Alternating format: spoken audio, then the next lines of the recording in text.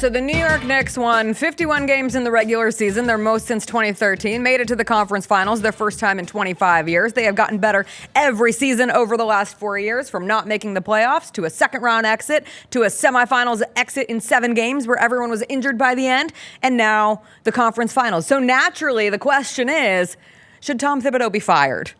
Sure, why not? Should Tom Thibodeau be fired? Somebody had the audacity to ask Jalen Brunson that right after the game on Saturday night. Come on, man. To which he said, "Is that a real question right now?" Yes. And that reporter said, "Yes, please answer it." They did not actually say that, but that's how it seemed to have gone. He was like, "You just asked me if I believe he's the right guy." Yes, he was incredulous that it was to be asked. I kind of tend to be in the same position. I get why the question is asked, and I understand the expectations in New York. And this was such a weird Knicks season because there was this quality to the season, both in the regular season and in the playoffs. It took similar paths where there were times where you're thinking, God, Jalen Brunson is incredible, and God, Karl-Anthony Towns is incredible. And both of them can be such high-level, efficient scorers, and they're flanked by the perimeter defensive unit that had everybody so excited for this team, getting Mikal Bridges to be alongside Anunoby and Josh Hart and all the moves that they make around. And then sometimes it would just all disappear. Like sometimes it was just one of the worst teams that you watched. And they had, the symptom of what the Grizzlies had in the regular season, where you're looking midway through the year and say, who have the Knicks beaten? Can the Knicks beat good teams? And then the playoffs roll around and they get into an absolute fight with the Detroit Pistons and almost don't make it out of the first round. They ultimately have the series against the Celtics where you have 2 20-point comebacks and you have one absolute beatdown. How many points did they win that one game by? 38? Something ridiculous. But then they would look like a pumpkin in other times. And the same thing happens against the Pacers. And to give up game 1 in the fashion that they did, like there definitely is a universe where you're thinking, God, if only the Knicks didn't implode in historic fashion in game 1 against the Pacers, then we very well could and should be looking at a game 7. But the truth is, we didn't. And I think that game 1 will go down as that will be the game that we remember from the 2025 playoffs. And that is a very difficult stink to unstinkify your team of. Like that will represent, you take everything good away almost and say, God, remember when the Knicks blew a 14-point lead in the last 3 minutes, blew a 9-point lead in the last minute of that game and ultimately allowed Tyrese Halliburton to hit him with the choke, and then it went to overtime and they could have made him look silly and they weren't capable of doing that in that. I think that's one of the reasons it's so difficult to look at the Knicks just as a, wow, congratulations, good, you've had incremental progress each year over the last 4 years. You won 51 games, you make it to the Eastern Conference Finals, but instead you're left in this place of, well, are they built to be successful moving forward? If they had if those 51 wins, yeah, if they had to come against more good teams, right? Like if they were beating the good teams in the Eastern Conference and not faltering against them, I think people would feel a bit different about, I think New York fans particularly would feel a bit different about the health of the franchise and of this roster right now.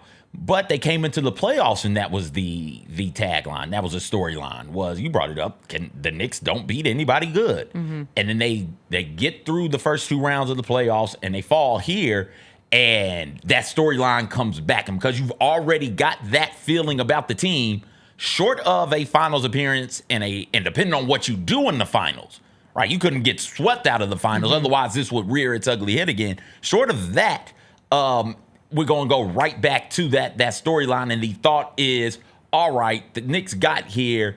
Great. How much of it was fluke? Can they get better? If they can get better, where can they make improvements at?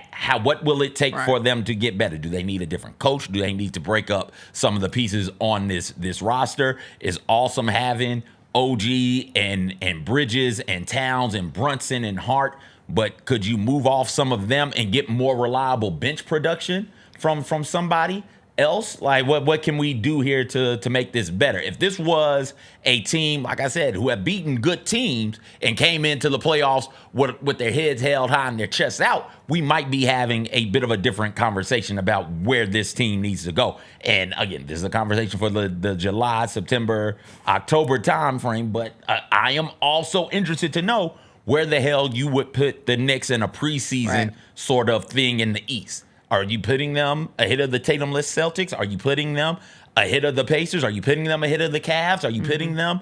I guess you'll put them ahead of the Magic and the Pistons, but I can't say that with any real certainty right now. Is going to be an interesting offseason for the New York Knicks. I am intrigued, and I had forgotten how late in the offseason that Karl-Anthony Towns trade happened. It was really close to training camp. And so when you think about having to figure out on the fly how he and Jalen Brunson function together, and you saw such an extensive drop-off in pick and roll between those two in the latter half of the season and in the postseason. And sometimes it was just like it was like square peg, round hole. How do we make these two players fit together and also not have such a drop-off defensively where there are some of those deficiencies that come with each of them? And I'm with you.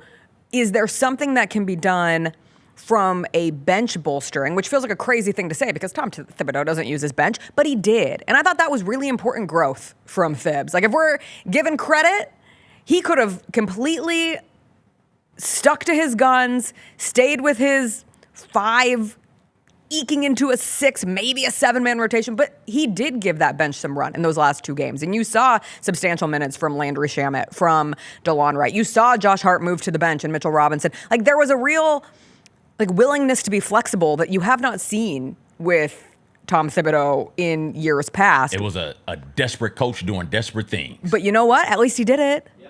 Because he could have been a desperate coach who said, I'm not moving my foot. I am in quicksand, and I'm going to sink with my methodology that I have sat on forever. And I am just going to run these players into the ground, and everyone's going to play 40 minutes, and they might die by the end, but we'll all die together. And instead, there was at least a willingness to operate in a different universe. I mentioned that Athletic article.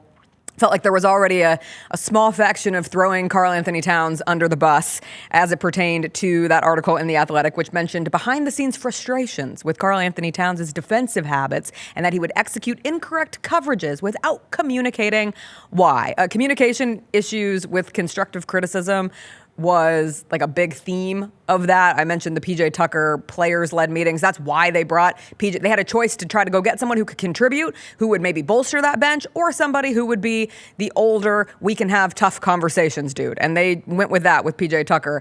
There's all these talks about like the synergy not being the same as last year. And I go back to how late in the offseason the Karl-Anthony Towns trade happened.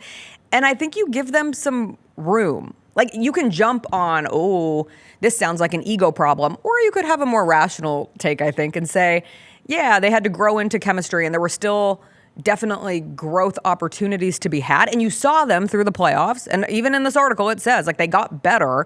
There's obviously still a whole lot of room to grow, but I didn't read it from the standpoint that some people did of like, there is friction with Karl-Anthony Towns. It was more just like a factual statement of, hey, this might take a little bit more time than what we saw this season. It still got them to the Eastern Conference Finals, but if they want to make more growth forward, it's going to require better communication, primarily between Kat and Jalen Brunson, and then how the rest of the group flames out.